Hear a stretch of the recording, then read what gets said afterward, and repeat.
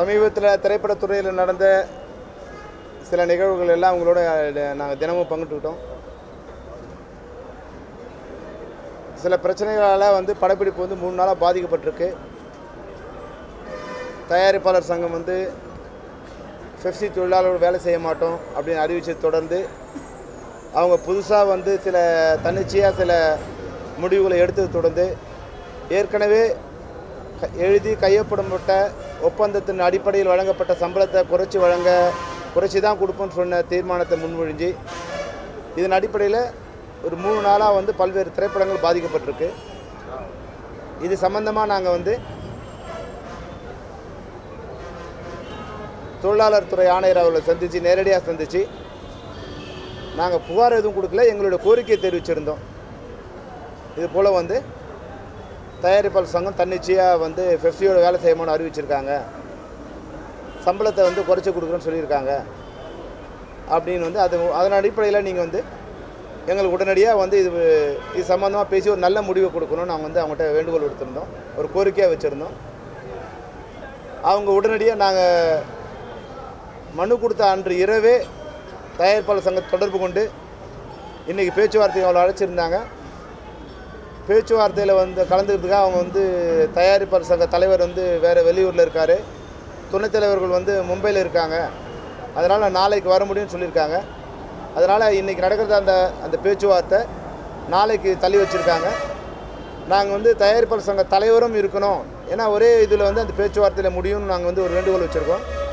தயாரிப்பாளர் சங்க தலைவர் திரு விஷால் அவர்கள் படப்பிடிப்பில் இருக்கிறாரு, அதனால் அவர் திங்கட்கிழமை தான் வர முடியும் அப்படின்னு சொல்லியிருந்தாங்க. முடிஞ்ச அளவுக்கு அவர் இருந்தால் நல்லாயிருக்கும், இல்லைனா இருக்கும்போது வைங்கன்னு ஒரு வேண்டுகோள் வச்சுருக்கோம், எங்களுடைய பதிலாக வச்சுருக்கோம். நாளைக்கு அதை முத்தரப்பு பேச்சுவார்த்தை நடத்துறதுக்கு நாளைக்கு எல்லா ஏற்பாடும் பண்ணுறோன்னு அரசாங்கம் உறுதி கொடுத்துருக்கு. நாங்கள் நிச்சயமாக இந்த பிரச்சனையை பேசி முடிச்சு தரோன்னு உத்தரவாதம் அளிச்சிருக்காங்க. அந்த அரசாங்கத்தை உத்தரவாதத்தின் அடிப்படையிலும் ரஜினி சார், கமல் சார் போன்ற மூத்த கலைஞர்கள் இது போன்ற முடிவால் இரு சாராருக்கும் பாதிப்பு ஏற்படுவதால் இந்த முடிவை மறுபரிசீலனை பண்ணணும்னு கேட்டுக்கிட்டாங்க. அதில் ரஜினி சார் நாங்கள் பேசிட்டு வந்த பிறகு அவருடைய கடிதத்தில் ஒரு வார்த்தை எங்களுக்கு படிக்கும்போது தோணுச்சு, சுயகௌரவம் பார்க்காம இந்த முடிவெடுங்கன்னு. எங்களுக்கு சுயகௌரவம் எதுவும் இல்லை, இருந்தாலும் அவர்களுடைய அறிவுறுத்தல இல்லை வேண்டுகோள் அடிப்படையிலும் பல தயாரிப்பாளர்கள் நேரடியாக எங்களுக்கு வேண்டுகோள் வைக்கிறாங்க. நாங்கள் இது மாதிரி செட்டு போட்டிருக்கோம், இது மாதிரி ஒரு நாள் ஷூட்டிங் இருக்குது, 2 நாள் ஷூட்டிங் இருக்குது, நிறைய எங்களுக்கு பாதிப்பு இருக்குது, இண்டஸ்ட்ரி ஏற்கனவே கஷ்டத்தில் இருக்கும்போது இந்த முடிவால் எங்களுக்கு பாதிப்பு ஏற்படுது, பழைய சம்பளத்தின் அடிப்படையில் நாங்கள் வேலை செய்ய தயாராக இருக்கோம் அப்படின்னு அவங்க எங்களுக்கு உத்தரவாதம் கொடுத்துருக்காங்க. அதனோட அடிப்படையிலும் இயக்குநர்கள் பல பேர்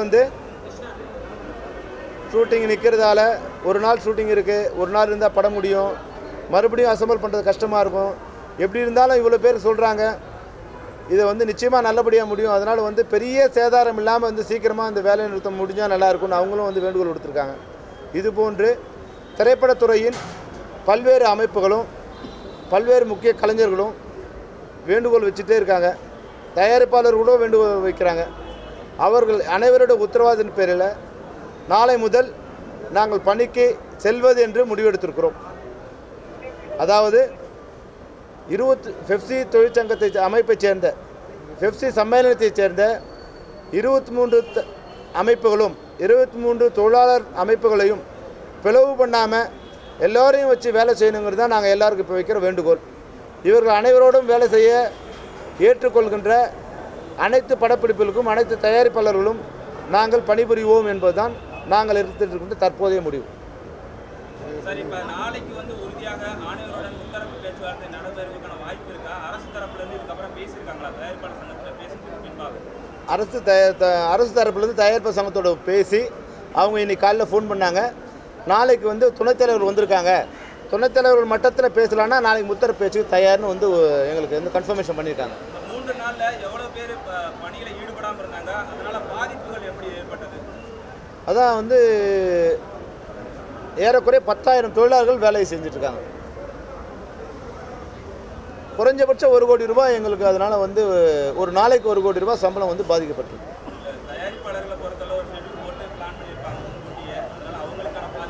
அந்த பாதிப்பு அவங்க தான் சொல்லணும். 37 படப்பிடிப்புகள் வந்து இதனால் பாதிக்கப்பட்டிருக்கு. அவங்களோட நஷ்டத்தை அவங்க தான் சொல்லணும்.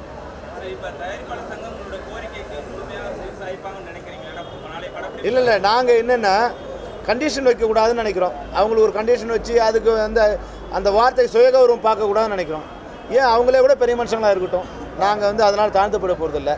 அதனால் வந்து எந்தவித கண்டிஷனும் அவங்களுக்கு நாங்கள் வைக்கல. தயாரிப்பாளர் சங்கத்துக்கு எந்தவித கண்டிஷனும் வைக்கல. எங்களை பிளவுபடுத்தாதீங்க ஒரு வேண்டுகோளை தவிர வேறு எந்த கண்டிஷன் நாங்கள் அவங்க வைக்கல.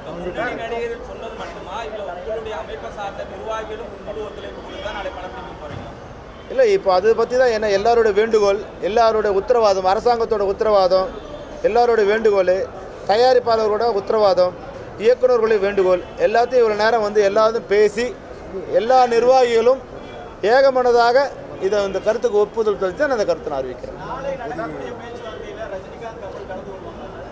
அவங்க அவங்க வந்து பொறுப்பில் எதுவும் இல்லை. அவங்க மூத்த கலைஞர்கள் பொறுப்பில் தான் இதை சொன்னாங்களே தவிர நாளைக்கு கலந்துக்க போகிறது தயாரிப்பாளர் சங்க நிர்வாகிகள், தொழிற்சங்க நம்ம சம்மேளனத்தை சேர்ந்த நிர்வாகிகள், அரசு தரப்பு பிரதிநிதிகள். இந்த 3 பேர் தான் முத்தரப்பு.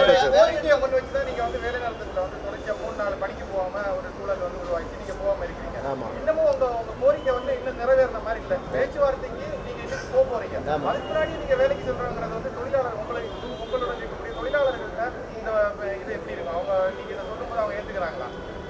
அதுதான் இவ்வளோ நேரம் எல்லா தொழிற்சங்கத்தையும் ஒரு 23 அமைப்பையும் சேர்ந்த தலைவர், செயலாளர், பொருளாளர் எல்லா நிர்வாகிகளையும் வச்சு இந்த உத்தரவாதத்தினை இப்படி இருக்குது, இதையெல்லாம் பேசி இதை நம்ம ஏற்றுக்கொள்ளலாமா, அப்போ பாதிப்பு இல்லாமல் 23 சங்கத்தையும் சேர்ந்து ஒன்றா நம்ம வேலை செய்கிற மாதிரி இருந்தால் ஏற்றுக்கொள்ளலாமுங்க. அவங்க இப்போ அந்த அடிப்படையில் தான் இப்போ நாங்கள் வேலை செய்ய தரோம்.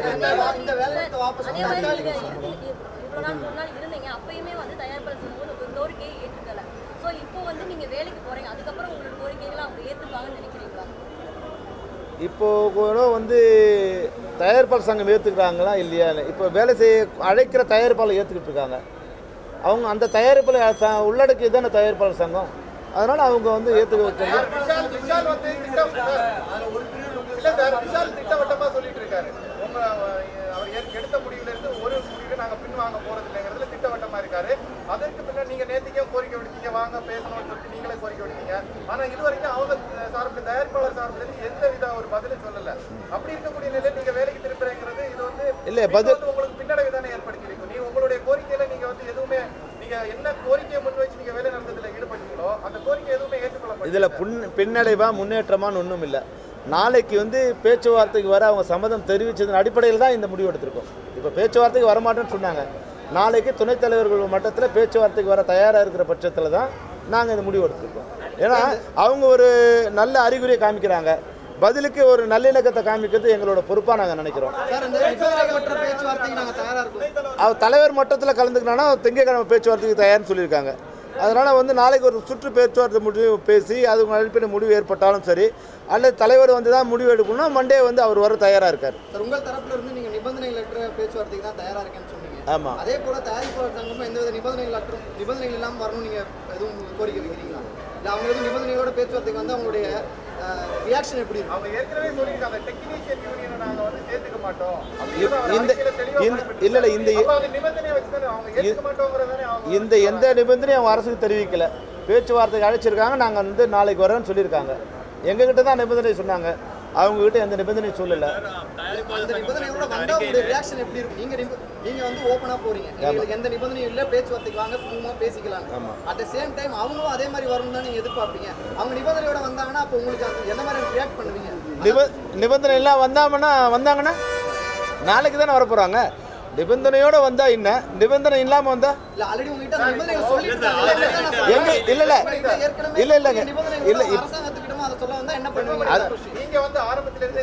இல்ல இதை முடிச்சிடறேன் இப்போ. ஏன்னா அவங்க எங்ககிட்ட தான் நிபந்தனை சொன்னாங்க, டெக்னீஷியன் இல்லாமல் வந்தால் தான் பேச்சுவார்த்தை இருக்கணும். அரசாங்கத்துக்கிட்ட அவங்க வந்து நிபந்தனையை சொல்லலை. அப்போ நாங்கள் போகலாம் இல்லை. அரசாங்கத்துக்கிட்ட அந்த நிபந்தனை சொல்லியிருந்தா அரசாங்கம் எங்களை அழைக்காது. அரசாங்கத்துக்கிட்ட அவங்க எந்த நிபந்தனையும் சொல்லலை. அப்போது நாங்கள் என்ன சொன்னோமோ அதுதான் நடந்திருக்கு. இப்போது நாங்கள் 2 பேரால் பேச முடியாத இது வந்து ஒரு மூன்றாவது சக்தி வந்து வரும்போது அது நல்லபடியாக நடக்கிறதுக்கு உண்டான வாய்ப்பு இருக்குது. அது நிச்சயமாக நல்லபடியாக நடக்கும்னு நினைக்கிறோம். உங்களுடைய கருத்து வந்து நீங்க வந்து எந்த ஒரு முரண்படாத கருத்தும் வெளிப்படாம நீங்க வந்து அவங்க வரணும் பேசணும் நாங்க பேசுறது தயாரா இருக்கோம் தான் நீங்க பேசிட்டு இருக்கீங்க. ஆனா தயாரிப்பாளர் சங்கத்தை பொறுத்தவரை அவங்க திட்டவட்டமா சொல்றாங்க, நாங்க என்ன சொல்றோமோ அந்த ஸ்டாண்ட்ல தான் இருப்போம், அதுல இருந்து ஒரு ஸ்டெப் கூட நாங்க கீழே வர மாட்டோம் அவங்க தொடர்ச்சியா சொல்றாங்க. ஆனா நீங்க இது வரைக்கும் நீங்க 3 நாள் வேலை நிறுத்த முறை இருந்தும் அவங்க எந்த பதிலும் சொல்லல. நீங்க என்ன நம்பிக்கை இதுக்கு மேல திரும்ப வந்து எந்த இதுவுமே சொல்லாம விஷால் தொடர்ச்சியா அப்படி சொல்லிட்டு இருக்கக்கூடிய நிலையில என்ன நம்பிக்கையில நீங்க வந்து அடுத்த கட்டமா தொழிலாளர்கள் எந்த நம்பிக்கை இருக்கு? அதுதான் நான் முதலே சொன்னேன். இப்போ எங்ககிட்ட தான் அவங்க வந்து இந்த நிபந்தனை வச்சுருக்காங்க, அரசாங்கத்துக்கிட்ட அவங்க எந்த நிபந்தனை வைக்கல. அப்போ அரசாங்கம் இந்த பிரச்சனையை சுமூகமாக தீர்க்க முடியும் நாங்கள் நினைக்கிறோம். தயாரிப்பாளர்கள் உங்ககிட்ட பேசினாங்கன்னு சொன்னீங்க இல்லையா? பல்வேறு தயாரிப்பாளர்கள் பேசினாங்க. அதே தயாரிப்பாளரையே அவங்க நிர்வாகிகிட்ட பேசி நிர்வாகிகளை கன்வின்ஸ் பண்ண முடியல. நிர்வாகிகள் தான் இப்போ பிரச்சனையாக இருக்காங்க. தலைவர்கள் துணைத் தலைவர் தான் இந்த மாதிரி டிமாண்ட் வைக்கிறாங்க. அந்த தயாரிப்பாளர்கள் நிர்வாகியை கன்வின்ஸ் பண்ண தவறிட்டாங்களா? தயாரிப்பாளருக்கு அவங்க ஒரு படம், தயாரிப்பு நிர்வாகிகளுக்கு 1000 உறுப்பினர்கள், தனிப்பட்டவர்களுக்கு சுயநலம், நிர்வாகிகளுக்கு பொதுநலம் இருக்கும். சில பொதுநலத்தில் சுயநலம் அடிபட்டு போயிடும். அதனால் சில நேரங்களில் வந்து நிர்வாகிகள் ஏன் இப்படி பண்ணுறாங்க, உறுப்பினர்கள் ஏன் இப்படி பண்ணுறாங்கன்னு சொல்ல முடியும். ஏன்னா இப்போ நாங்கள் கூட எடுத்திருக்கோம், சில உறுப்பினர்கள் போய் வேலை செய்வாங்க, ஏன் நீங்கள் நிர்வாகி சொன்னீங்க உறுப்பினர் போனால் நான் கேட்க முடியாது. அதுபோல் அவங்க கவலையே அவங்க இது வந்து தயாரிப்பாளர் சங்கத்துக்கு நிச்சயமாக சொல்லியிருப்பாங்க. அதுக்குண்டான பதில் அவங்க சொல்லட்டும். ஆமாம், இப்போ அதனால தான் இப்போ எல்லாருமே வந்து இவ்வளோ நேரம் வந்து நான் 1 ஹவரில் முடியலாம்னு நினச்சோம். எல்லோரும் வந்து அதில் வர சாதக பாதகங்கள்லாம் அவங்க சொன்னாங்க. அந்த சாதக பாதங்களை பேசி ஒரு வழியாக வந்து எல்லாருமே ஏற்றுக்கொண்டு அதுக்கப்புறமா தான் அந்த முடிவு வருது. வாபஸ்ன்னு நாங்கள் எதுவும் இல்லை. நாங்கள் வந்து வேலைக்கு சொல்கிறவங்க வாபஸ்லாம் இல்லை. அவங்க வந்து அவங்களுடைய நம்ம ஒரு சீனி நம்ம சொன்னோம் இல்லையா, ரஜினி சார்லாம் சொல்லணும். நம்ம தான் நீங்கள் தான் கேட்டீங்க ரஜினி சார் என்ன பண்ணுறாரு, கமல் சார் என்ன பண்ணுறாரு. ஏன்னா இப்போ எங்கள் பிரச்சனை அவங்க பிரச்சனையே இல்லை. எல்லாம் அவங்களுக்கு ரஜினி சார் என்ன பண்ணார், கமல் சார் என்ன, நீங்கள் கேட்டீங்க. இப்போ அவங்க சும்மா இருந்தால் கூட நல்லா இருக்காது. இப்போ அவங்களோட கருத்தை சொல்லிட்டாங்க. அப்போ அந்த கருத்தை சொல்லும்போது அந்த கருத்துக்கு மரியாதை கொடுக்க வேண்டிய கட்டாயமும் அவசியம் எங்களுக்கு இருக்குது. அவர் இன்னைக்கு சந்திக்க கூப்பிட்டுருந்தார். இப்போ இந்த மீட்டிங் இருக்கிறதால வந்து நம்ம இது முடிச்சு சந்திக்கலாம் இருக்கும். ஆனால் ஃபோனில் வந்து அவர் என்ன சொன்னார், இது மாதிரி சமரசமாக போகிறது நல்லதுன்னு அவர் சொன்னார்.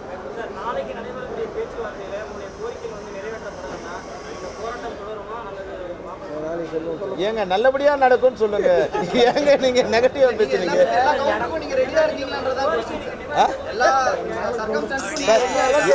இல்ல இல்ல, நல்லது நினைச்சு தான் நாங்கள் போராடுறோம். நல்லது நடக்கிற வரைக்கும் போராடுவோம்.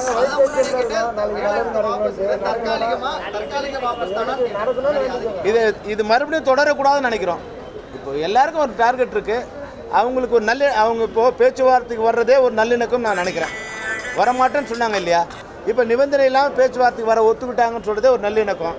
அந்த நல்லிணக்கத்துக்கு பதில் நாங்களும் ஒரு நல்லிணக்கமாக இருக்குன்னு நினைக்கிறோம். மறுபடியும் மறுண்டு பிடிச்சி நீங்களாம் பேச்சு முடிச்சாதான் நாங்கள் வித்ரா பண்ணுவோம்னு சொல்கிறது வந்து ஒரு பிளாக்மெயில் மாதிரி இருக்குன்னு நினைக்கிறோம். அது வேண்டாம். அவங்க ஒரு குட் சைன் காமிச்சிருக்காங்க. நாங்களும் அவங்களுக்கு வந்து ஒரு நல்ல இணக்கமாக இருக்கணும்னு நாங்கள் நினைக்கிறோம். தயாரிப்பாளர் சங்கத்தில் முன்னாடி இருந்த நிர்வாகிகள் பல்வேறு பிரச்சனைகள் இருக்குன்னு சொல்லி தான் இவங்க இந்த அணி வந்து நிர்வாகத்தை கைப்பற்றினாங்க, நிர்வாகத்தில் ஜெயிச்சு வந்தாங்க. இவங்க வந்ததுக்கு அப்புறமும் இந்த மாதிரியான பிரச்சனைகள் தொடருது. இதை பற்றி உங்களுக்கு திரைத்துறையில் ஏன்னா எந்தவித பிரச்சனையும் இருக்காது, திரை உலகம் இதுக்கப்புறம் ஒரு பொற்காலத்தை சந்திக்கும்னு சொல்லி விஷால் வந்து தன்னுடைய வாக்குறுதி கொடுத்து தான் வந்து தலைவராகிறாரு. அப்படி இருக்க சூழலில் இந்த மாதிரியான பிரச்சனைகள் தொடர்ந்து வரும்போது நீங்கள் எப்படி பார்க்குறீங்க? பொற்காலத்துக்கான முயற்சியாக கூட இருக்கலாம். அதெல்லாம் வேலை நிறுத்தம் நடந்து பொற்காலத்தில் வேலை நிறுத்தம் நடக்காது. அதுதான் அந்த பொற்காலமாக இருக்கிறத 3 நாளில் சீக்கிரமாக ஒரு முயற்சி நடக்குது இல்லையா. முன்னாடிலாம் நடக்கும்போது பல்வேறு விதமான சேதாரங்களும் பல்வேறு விதமான வன்முறைகளும் விமர்சனங்களும் ஒருத்தர் மேலே ஒருத்தர் இது பண்ணுறோம். இது மாதிரி ஒரு நட்பான இதுவே இருக்காது. இப்போ ஒரு நல்ல நேரம் வருதுன்னு தான் நான் நினைக்கிறேன். அதுக்குண்டான முயற்சியாக தான் இது அவர் கூட நடத்துகிறார் நான் நினைக்கிறேன்.